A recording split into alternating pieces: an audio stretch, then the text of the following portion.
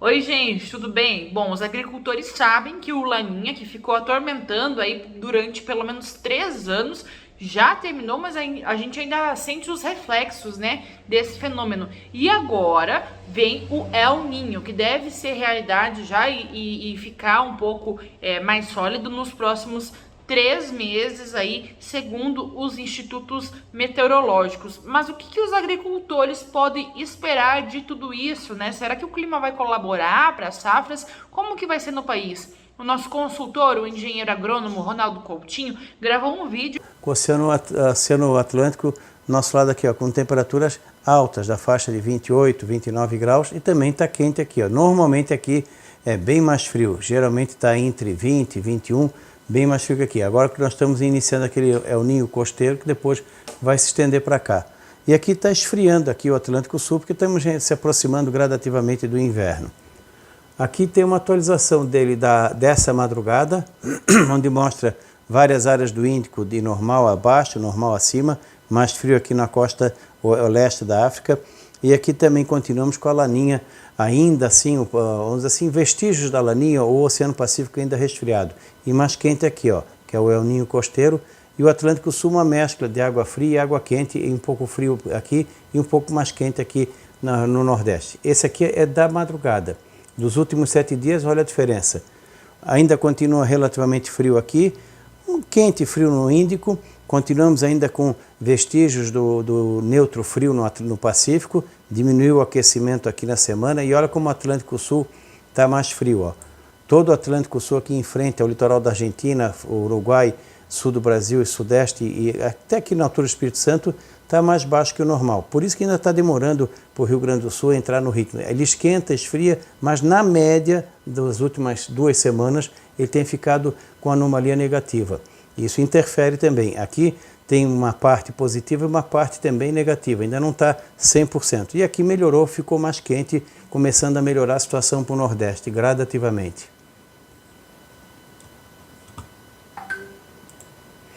O Nino 1 e 2 está lá em cima, ó. A parte onde a medida está com 2 e 2 positivo. Ele deu uma subida grande, caiu, depois subiu de novo. Ele tem impacto, mas também o Atlântico tem que ajudar. O Nino 3 e 4 continua, ó, chegou a quase um pouquinho positivo, 0, ficou negativo, está num patamar de neutro frio. Está 0,1, 0,2 abaixo do normal. Na projeção de abril, maio, junho, nós temos o quê? O El Ninho já se formando. Provavelmente final de abril, decorrer de maio, começa a ficar aqui e no final, já em junho, já estamos com o El Ninho no oceano, ainda não acoplado na atmosfera. Água mais quente aqui no litoral do Nordeste e também ainda mais quente aqui no litoral da região sul. Isso deve favorecer ainda, como nós estamos em transição, muita alternância entre nebulosidade, entre períodos de chuva e períodos de pouca chuva. Então vai ficar bem bagunçado esse primeiro semestre.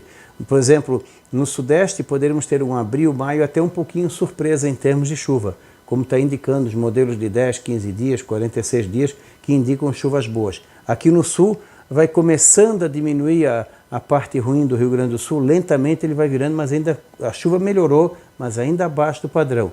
Santa Catarina e Paraná, a chuva de vez em quando também oscila. Tem áreas do nosso estado precisando, outras não. Paraná, mesma situação. O milho safrinha vai ter chuva agora essa semana, vai ajudar. No Centro-Oeste, ainda tem alguns episódios de chuva que vão garantir, pelo menos por enquanto, uma boa safrinha de milho no Mato Grosso, norte do Mato Grosso Sul, Goiás e Tocantins. No Nordeste, a chuva deve ficar mais ou menos dentro de uma quadra chuvosa boa, ali no Maranhão, a região do Ceará, Piauí, Rio Grande do Norte, o Elefantinho, Paraíba, Pernambuco. De todos os estados, o que menos está sendo favorecido por enquanto é a Bahia. O Atlântico agora começou a aquecer, isso pode ajudar um pouco a vir a chuva na faixa leste. Então, essa faixa aqui, ó, do Nordeste, quando a gente vem aqui, ó, toda essa faixa aqui, vai ter chuva, vai ter um veranico. É provável que a gente tenha um período aí de pouca chuva, não ausência de chuva, até pode, pontualmente. Mas já dá uma diminuída entre final de abril, começo de maio, provavelmente depois aumenta. Mas toda essa região aqui vai ter uma situação boa em termos de chuva. Só a região aqui da Bahia, aqui até porque está entrando no período seco normal, depois de abril para frente. Pode até ter algumas esporádicas chuvas que vão ajudar alguma coisa de cisterna, pastagem, como já tivemos ontem, áreas de Minas que não choviam há mais de 2 meses, ou bem pouca chuva, chegou a dar 60, 70 milímetros. Teve áreas do oeste da Bahia, sudoeste da Bahia, que teve locais que teve 150 milímetros, 5 quilômetros de distância não deu nada. Então, muito irregular nessa área. No litoral da Bahia, nordeste da Bahia, norte da Bahia, a situação vai melhorando agora que está entrando no período chuvoso. A Cealba também vai ter um período bom de chuva. A região do Pernambuco, Paraíba, Rio Grande do Norte, Ceará, Maranhão, Piauí também vão ter um bom volume de chuva. Aonde é para começar a estação seca, ela pode retardar um pouquinho. E aqui na área central do país, a estação seca deve começar de fato mais em decorrer de maio. No norte do Brasil também vai ter uma irregularidade na chuva. E começa a melhorar um pouco aqui na região do Acre, que está precisando. Na Argentina, nós teremos o quê? Condições de chuva aqui nessa parte que pode ser que atrapalhe assim na parte da colheita. Estamos aqui para o mês de maio, junho e julho. Tu vê que o El Niño já está bem formado. Provavelmente os efeitos dele devem começar a aparecer em julho. E aqui continua quente no litoral do Nordeste. Deixa eu só pegar aqui. Ó, continua quente aqui no litoral do Nordeste. Aqui também no Atlântico já fica mais normal, fresquinho. E quente aqui. Então, nessa situação tem o quê? A seca se acentua aqui na região central do país. No Sudeste e Sul, Mato Grosso do Sul para baixo, vai ter alternância, né? No Sudeste mais para seco. No Sul começa a ter uma frequência maior de chuva e talvez chuva mais acima da média. E no Nordeste continua com a quadra chuvosa ainda encerrando aqui no litoral, até avança um pouco, talvez até junho e julho ainda tenha chuva nessa região. E vai ficando mais seco ali no sul do Maranhão, sul do Piauí, Tocantins, oeste da Bahia, norte de Minas, já vai ficando mais seco, que é o normal nessa época do ano. E aqui como ainda fica com chuva, pode ter chuva forte nas capitais com as ondas de leste.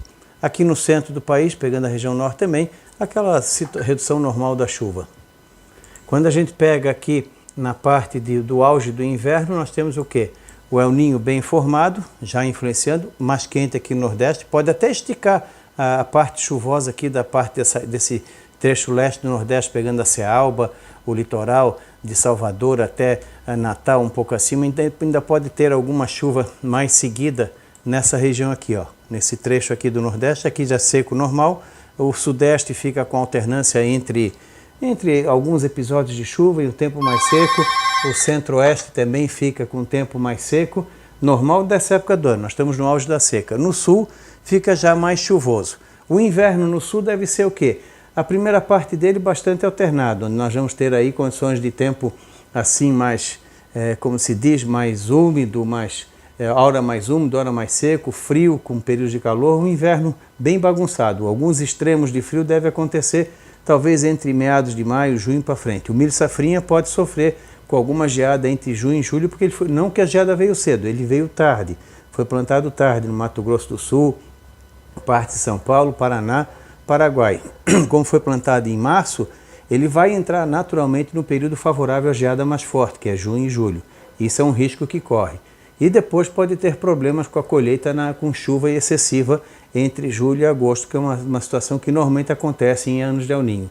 No Centro-Oeste, a chuva pode ser mais irregular no início dela. São Paulo, Mato Grosso do Sul fica meio que espremido. Uma parte fica mais parecido com o Sul, outra parte mais com o Norte. Então, o Sudeste vai ter episódios de chuva e episódios de calor forte durante a primavera, que é o que a gente vê aqui, ó.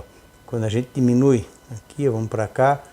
Quando chega aqui no final do inverno, primavera, o El Niño está bem moderado a forte, continua com a água mais quente aqui no Nordeste e um pouquinho mais fria aqui no Sul. Então, vamos ter excesso de chuva, ou pelo menos períodos de excesso de chuva no Centro-Sul, Mato Grosso do Sul, São Paulo para baixo. Alguns episódios de chuva podem acontecer no Sudeste durante o período seco e também teremos aí condições de tempo assim, no geral, mais para, vamos assim, mais para um inverno mais úmido na parte final dele, talvez não tão extremado. E o Sudeste, alguns episódios de calor. O pessoal pergunta no Rio. No Rio talvez haja períodos de calor durante o inverno e um período maior de tempo seco. Na região de Minas, também Espírito Santo, alguns episódios de chuva ainda pode acontecer, mas ainda predomina um pouco o tempo seco nesse período de final de inverno e primavera. No Sul pode ter dificuldade no plantio normal da safra de verão e o andamento da safra de inverno. Cereais de inverno vão ter excesso de umidade que ele não gosta. O ideal é que a umidade seja menor e espaçando em uma chuva não tão acentuada. Esse ano é o contrário. Pode pegar geada até agosto, em algumas épocas de plantio, mas quando chegar setembro, outubro, novembro, o problema vai ser principalmente a chuva. Essa pode ser um atrapalho bastante grande na época da colheita, especialmente ali Campos Novos, Vacaria, Lagoa Vermelha e parte de Palmas, ali entre outubro e novembro. Cereais de inverno não tem jeito, esse ano o clima não é tão favorável pelo excesso de umidade.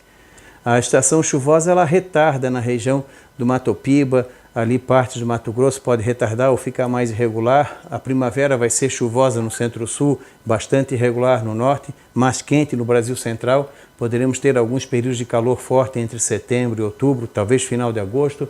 Vai ser bem bagunçado nesse sentido. E o Nordeste também. Talvez essa água quente aqui no Nordeste ajude a minimizar aqui na parte norte e no litoral. Quando chega aqui agosto, setembro, outubro, ou seja, inverno, primavera, é o ninho moderado a forte, o Atlântico aquecido aqui no litoral do Nordeste, também um pouco aqui no sul. Segue o ritmo normal do El Niño, chuva excessiva no sul, períodos curtos de pouca chuva, chuva bem irregular no sudeste e centro-oeste, momentos de excesso, momentos de falta, retardando a entrada da estação chuvosa no oeste e norte de Minas, no oeste da Bahia, Mato Piba. Nas outras áreas pode diminuir um pouquinho o período chuvoso, entrando depois o período seco um pouco mais cedo. Na Amazônia, uma parte fica com excesso, outra parte faz falta. Fica meio bagunçado o centro do país. Ele não tem uma influência tão direta o El Niño. É mais talvez na irregularidade da chuva e períodos de excesso, períodos de falta. Isso no Sudeste também provavelmente vai acontecer. Aqui no período final, a primavera indo para o final do ano, um El Niño forte. Aqui no Nordeste a água continua quente e aqui no Sul fica mais neutro. Pode ser que o Nordeste não seja tão impactado nesse El Niño em função dessa água mais quente. Pelo menos essa faixa leste aqui, ó. Aqui já, a chuva já pode ser mais irregular, mas vai voltando. Talvez ali em novembro, dezembro, já comece a aparecer chuva na região oeste da Bahia, sudoeste, região de Irecê, Mato Piba também. Vamos dizer assim, diminui um pouco o período chuvoso, mas ele pode ser até concentrado, até vir chuva demais por um período curto, que também não é bom. No centro-oeste, alguns veranicos poderão ter entre a primavera e o verão nesse período. Não chega a ser tão problemático em termos de redução de volume de chuva, e sim a distribuição dessa chuva, assim como partes da Amazônia também. E no sul, o excesso de umidade pode atrapalhar o bom desenvolvimento da safra e o plantio da safra de verão. Na fruticultura, o excesso de chuva pode atrapalhar na florada da uva, na florada do pêssego, na florada da maçã, por excesso de chuva, muita doença também, custo maior em relação à doença. Para o pessoal lojista, agora essa parte inicial do inverno, que nem agora abril, vai ter alguns frios, maio vai ter alternância entre calor e frio, junho também. Um mês do inverno vai ser frio, não sei se vai ser junho ou julho, um deles poderá ser mais frio que o padrão. Então, na parte do clima, ele deve ajudar um pouco o lojista, ele tem que ficar bem atento em relação à economia, que a gente já está vendo que não está indo muito bem. Então, o ideal é o pessoal pensar bem na economia, por quê? Porque daqui a pouco compra bastante, acaba vendendo e depois não recebe lá na frente. Esse é o principal problema. Em relação às ressacas, é o normal nessa época do ano ter condições de ressaca que deve ser mais acentuada devido a mais ciclones extratropicais que provavelmente vão passar aqui pelo nosso litoral. O pessoal da pesca tem que sempre ficar atento nos avisos. Então, a segunda parte de 2023 vai ser um problema com excesso de chuva no sul, irregularidade no centro-oeste e sudeste e atraso na entrada da chuva no Mato Piba e partes do Nordeste. Talvez o Nordeste não sinta tanto esse ano em função da água mais quente no Atlântico. Aqui, ó, olha como é que estava 24 e agora 29. Tu vê que estava aqui, ó, praticamente quase que idêntico. Melhorou, vamos assim, apareceu um pouquinho mais de água fria aqui e diminuiu um pouco a água quente, mas continua aquecendo aqui a água em profundidade. Intensificou um pouquinho essa bolha de água fria aqui, que pode trazer o quê? Alguma condição de aflorar um pouquinho de nada até a superfície. Mas está o quê? Está se indo embora de vez as águas frias na superfície. Quando a gente pega aqui, ó, março fechou, abril começa a florar mais, maio começa a iniciar o El Niño em junho, El Niño em julho, já deve estar acoplado em agosto, setembro e toda a primavera-verão. Olha como a água fria vai se intensificando. Por enquanto está indicando o El Niño que ele começa agora e deve ir pelo menos até o final do verão de 2024 ou até o primeiro semestre de 2024. Então poderemos ter na situação de El Niño mais garantido. Entre a metade de 2024 para frente, vamos ver como é que se comporta essa água fria aqui, que ela não tinha, apareceu e está se intensificando. Pode ser que esse El Niño não seja tão longo. Fique bem informado, fique aqui no Sou Agro e não se esqueça de se inscrever no nosso canal do YouTube.